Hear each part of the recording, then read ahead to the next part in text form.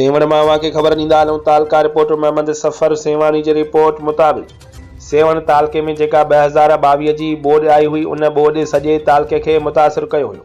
पोइ बि union council टेल्टी जे अवाम खे थरदीप NGOs हिन महिल ताईं घरनि जा पैसा न मिली सघिया।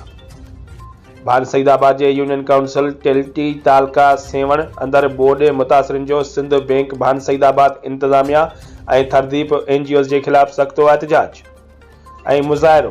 थरदीप इंतज़ामिया ॿोॾि मुतासिरनि खे पहिरीं किस्त 75,000 रुपया जारी न करे सघी।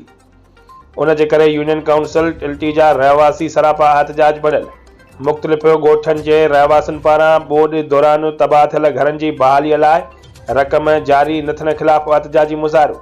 यूनियन काउंसिल टेल्टी जे अॻुवाननि ॻोठाणनि हैदर अली चांडियो, जावेद लाशारी, बशीर ख़ासकेली, धनीबख्श ख़ासकेली जी अॻुवानीअ में प्रेस क्लब अॻियां एहतजाजी धरणो हणी रोड ब्लॉक करे धरणो हणी सख़्त नारेबाज़ी कई वई। थरदीप इंतज़ामिया ऐं सिंध बैंक इंतज़ामिया भान सईदाबाद जी मिली भगत जे करे असांजे घरनि जी बहालीअ लाइ रक़म नथी। यूनियन काउंसिल टेल्टी जा ॻोठाणा रोज़ानो सॼो ॾींहुं सिंध बैंक भान सईदाबाद ऐं थरदीप ऑफिस सेवण जा चकर काटे रहिया आहिनि, पर सिंध बैंक इंतज़ामिया भान सईदाबाद एजेंट माफ़िया सां गठजोड़ सबबि रक़म जारी न करे रहिया आहिनि। ॿोॾि खे 1.5 साल गुज़री वियो आहे, असां बेघर लॻा वेठा आहियूं। फौरी तौर ते रक़म जारी कई वञे।